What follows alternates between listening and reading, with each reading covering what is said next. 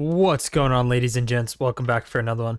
As I said, I did a little bit more enchanting.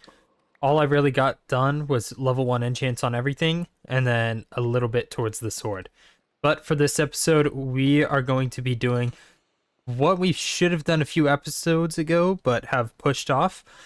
We are going to be making a villager breeder. So unfortunately, this is going to take a while. We don't even know where a village is. But thanks to our chicken farm, if you guys don't know how to build this yet, make sure you check out episode 1. That's where we built this. Or was it episode 2? I think it was episode 2. Either way, go watch the series if you haven't already so you can figure out how we built that if you're interested. But we are going to need to search for a village so that way we can build a villager breeder. So I'm going to go ahead, collect any supplies we may need for this, and then I will be on my way. Wait a minute. So you're telling me 82% of you like my videos, sit here and watch them, but aren't subscribed? Come on, guys. Make sure you go down below, hit that big red subscribe button for me, and while you're at it, you might as well hit the like button. Thank you, and let's hop right back into the video. I kind of want to go towards where the village, or not the village, the pillager outpost is, because if the pillager outpost has anything good over there, you know, sometimes you can find village nearby, just because Minecraft likes to cause chaos, and that will cause plenty of chaos. I believe it was in this direction. Like, this is crazy far, so to bring a villager this far, and then go back and get a second is going to be insane. Oh, there's the outpost. It was just on the wrong side of the mountain. Because y'all see what I mean? Like, we could keep going that way, but then when we get a villager, we're going to have to go this distance to get a second one. And we then have to try and bring a villager back that way. It's just going to be a huge pain. Oh my god. Wait. Wait. The cherry biome was like over there. There's a village right here. And it's next to water, so we can just ride all the way across. Oh, wait. This might actually be awesome. I don't think I logged the chords of the base. So I have no idea how to get back. That was probably not my best decision. Oh, wait a minute. I'm big brain. I can look at one of these. -38 and -508. No way, you're kidding me. Our house is right there. And the village is literally on the other side of this mountain. There is literally no way. That's actually insane for us because that means we can just go to the village for all of our raids, but keep a trading hall over here. Alright guys, I went ahead and got all of the supplies and cleared up a little space here for us to work on off camera just to save some time. Everything you're going to need, or at least I hope this is everything we need, is right here as shown. So you're going to need building blocks, of course, composters so that way you can get farmers, dispensers, a powered rail so that way you can collect the villagers out. You need a rail, minecart, redstone torch to power these, some torches to light up the area. You're going to need signs, trapdoors, 3 beds for villagers, and then you need 2 water buckets. You're also going to need 36 carrots, potatoes, something that they can harvest and feed to the other people, and then also replant. You need a hoe to till the ground, and then a button as well. This way you can call up the villagers whenever you want. That should be everything for this build. And of course, you're also going to need 2 villagers to start off, just so you can get them to breed. But let's go ahead and hop right into the build. Alright, we're going to go ahead and start this build off by digging out a 3-block space right here. Dig out an additional 2 blocks down. And then we're going to place in our redstone torch. You can then cover this back up with dirt. And we're going to pull out our rails. We're going to place a normal rail. And then 2 powered rails as shown. We will then take our dispenser, place this right here, add our minecart, just so this way when we hit this button that we're going to place, we can dispense a minecart and pull villagers out of the farm. Of course, if you guys want more minecarts so you don't have to constantly replace it, you can add more, but we're kind of on an iron deficiency right now, so we're only going to leave it at 1 minecart. But starting from this powered rail right here, we're going to place down blocks, go 1, 2, 3, 4, 5, 6, 7, 8, 9, and then 10 blocks that way. 2, 3. And then we're just going to go ahead and close this off.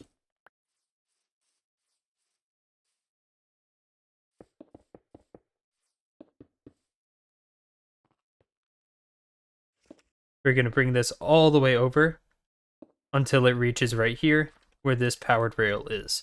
You are going to have to make sure everything is grass though, because if it is something like sand, stone, whatever, it's not going to allow you to till it, so you won't be able to make the farm work. Make sure it's all grass.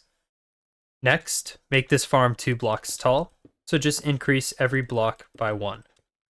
If we come to the side where we have these rails, walk down this way, we're going to go ahead and punch out these 4 blocks right here. Next, we're going to come into the farm, into the same corner as the rails. If we look over top of this, we can see the rails. We're going to need to build a little area to keep our breeded villagers. So, we're going to come 1, 2, 3, 4, and then place a block.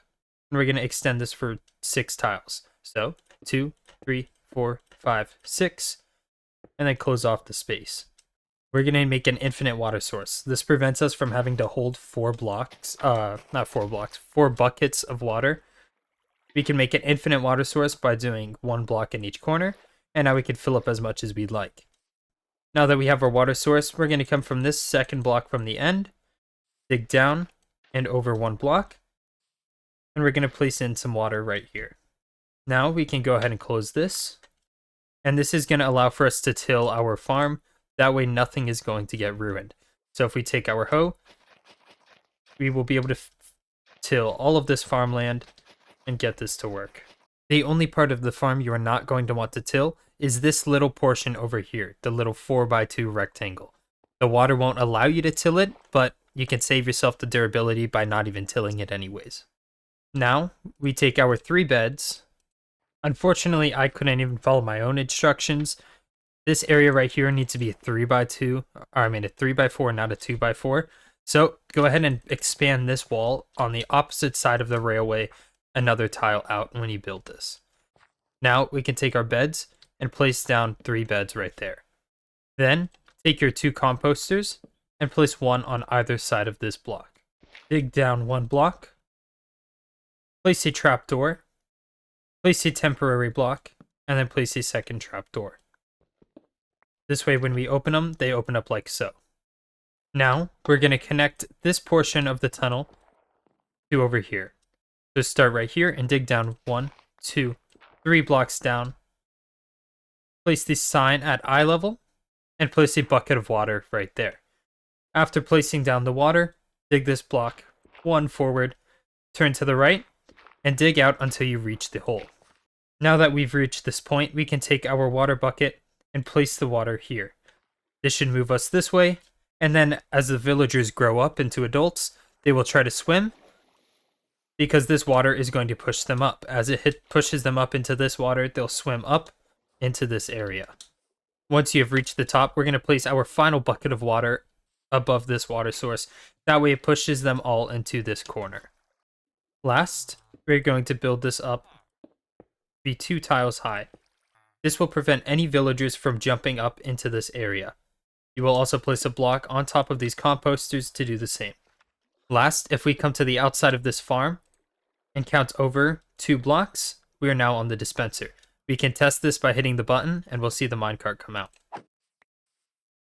To add minecarts back in, simply come here, crouch, and that way you'll be able to access the dispenser. Now, take the crops you have, whether they're potatoes or carrots, and simply place down over this entire area.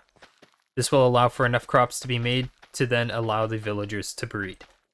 The last step of this process is to simply move your villagers from wherever you have them into the farm. The easiest way to do this is either by a minecart and a rail system, or if you're on the same level, you can place down a boat and row them in. After moving your villagers into the farm, all that's left is to block off this little walkway so they don't leave, and to break their boats. They should immediately go up to the composters and take the job. If you broke any of the crops, simply replace it.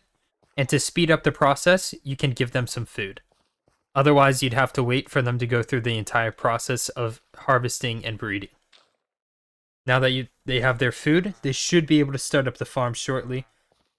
And you can always speed up the process even more. If they don't see they have enough food, they won't do it.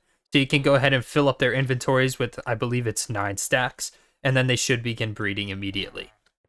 After giving them food, I recommend placing torches around the nearby area to prevent any zombies from spawning and somehow glitching in to kill the villagers.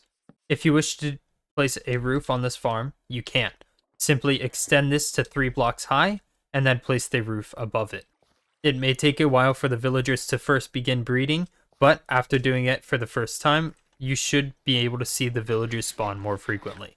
Alright guys, so we're fully finished with this villager breeder. Unfortunately, it does take a while for them to start harvesting and get the first villagers breeded. We are going to have to wait for that to happen, so in the meantime, I really don't know. I guess in the meantime, we'll work on a villager trading center. And then I'll go AFK, let a few of these guys spawn. And then that would be it for this episode. So I'm going to go ahead and get the resources I need to build that trading hall. And then we'll hop right into the rest of this. Oh, there it is right there. So as soon as you see these hearts, they're about to start breeding. They've been sharing the food and they're going to start breeding. Alright guys, so after a little bit of AFKing, I figured out that you can't really let them stack up if you don't have enough beds for it. So you can either place extra beds in that area that we add beds, and that way they'll be able to breed more villagers, or you can build a nether portal like I'm doing. I'm going to transport them to the nether, and that way they can constantly breed and produce more villagers. So what you have to do, take your coordinates in the overworld of the portal you built, divide that by 8, and then build a new portal. So I'm going to do that real quick, and I'll cut back after I get that finished. Alright guys, hopefully this is now working. I ended up redoing literally everything, and I built a flip system. So if you guys don't know how it works, you can see back there, we have rails that end up going onto that block, picking them up, and sending the villagers up here. The only issue with that system we built is you have to do a 1 block space. I tried doing it with a 2 block space and couldn't figure it out, so I'm guessing, like, it might be possible and I just don't know. But I ended up just doing some string and tripwire hooks with a piston to push them in to that hole. That way we can guarantee that we have the villagers in there and not just sitting up here, because there's not a way to make a 1x1 nether portal, so you kind of have no choice but to do it this way. So the only thing left to do is to go, hopefully there's a villager sitting on the other side, and hopefully we can just send them on over. Alright, we just had one go through. So hopefully this system actually works. Yes. Okay, now that he's in there, I'm pretty sure if I hit the minecart, this button should dispense a minecart, and he should end up right here. Yes! Oh my god. Oh, thank god it actually works. Oh, you don't know how long that took to set up. Okay, I think next we'll build a portal right here to send them back into the overworld so we can use them wherever. But oh my god, I'm so glad that worked. So now that we have this whole system working, we just have to make a way for them to go back into the overworld. Alright, so I went ahead and I built the second portal over here. This should take us directly to where the trading hall is. This way we can have the villagers get put directly there. So, I need to build a few blocks around it. What is this portal?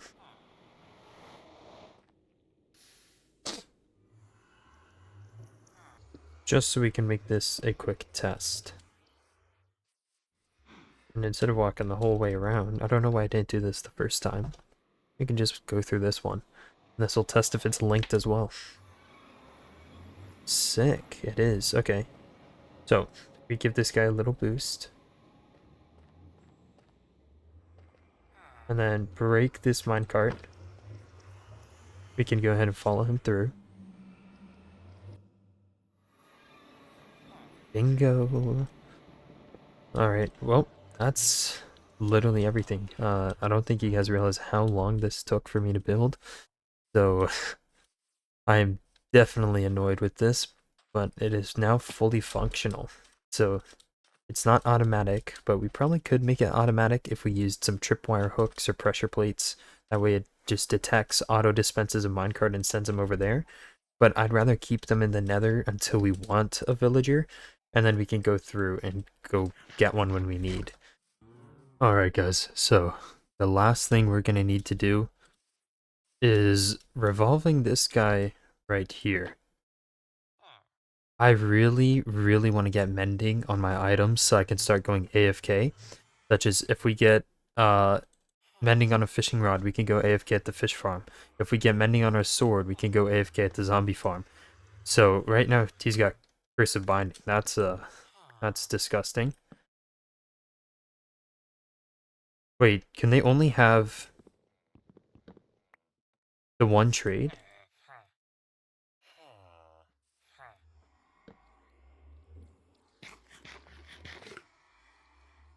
Okay, they do change trades. What are the odds that we got Curse of Binding 3 times in a row? That's actually wild. Oh my god, thank god. We finally got it. Oh my god. I mean, that only took us about like 7 minutes, but still, that's actually so aggravating. You know what? I just had an even better idea. I think we have more villagers, so I'll just keep expanding that area over there, and we could find some more stuff to go AFK for. Because if we go with a fisherman, we should be able to sell some of this fish we have in here. Hopefully we'll be able to sell some of this to the fisherman. Alright guys, we got the fisherman here. Now, we have a chance to get a trade that he'll sell raw cod or cooked cod. And I think if we get that trade, that means we have, I think it's like a 75%. Okay, sick. So I think now if we upgrade him to the next level, it's a 75% chance for us to get to the next level and have raw cod for emeralds. We need to simply trade and get more emeralds. No, no. Dang it, bro. Like, where are they going? No. No, come back, please.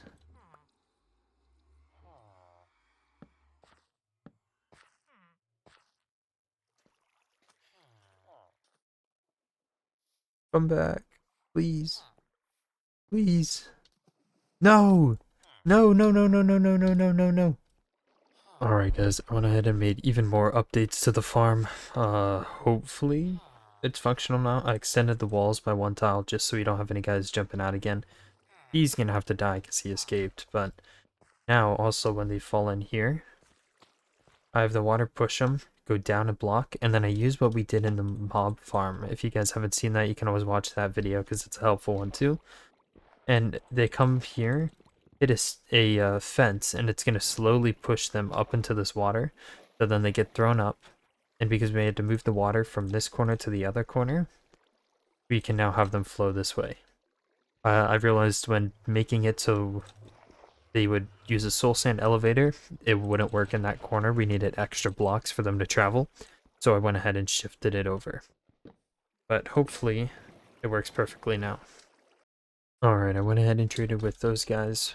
Traded off the last of our crops. Hopefully this is enough to level them up.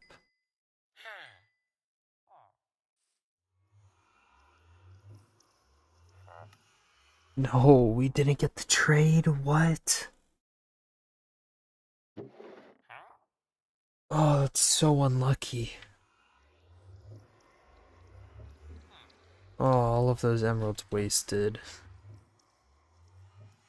Because, I mean, we can trade for that stuff, but is that really needed? Like, oh, that actually sucks. Alright, well, I'm gonna do a bit more farming of some emeralds, and then hopefully we'll be able to get mending on some of our gear, so that way we can start AFKing at the farms properly. Before, I would only be able to go AFK for so long before I had to come back and, you know, craft a new sword or a new fishing rod or whatever. So it'd be nice to not have to do that every 20 seconds or so. But unfortunately, it looks like we got extremely unlucky and weren't able to get the trade that we wanted. So, I'll do a little bit more farming off camera, but that's going to be it for this episode. We managed to build everything that we wanted, and everything's fully functional now. You know, we got the villagers going where they should be. We've got all of the breeders working properly, so now everything should be operational to where I can go AFK, and then we can use the fishing farm while I'm AFK. So I can sit all the way over here, use this farm and be AFK, then the chickens will be AFK and the breeder will be AFK, and hopefully we are going to be able to have a ton of gear by next episode. But that's it for this episode. So if you guys enjoyed, make sure you hit that subscribe button, hit that like button, because it helps me out so much more than you guys know, and it lets me know that you want me to keep this series going. I mean, if nobody wants me to keep this series going, then there's not much of a point in me doing it. But if you guys actually like this series, let me know down below so I know what to do next in this series. But that's gonna be it for me. So I'll catch you guys in the next one.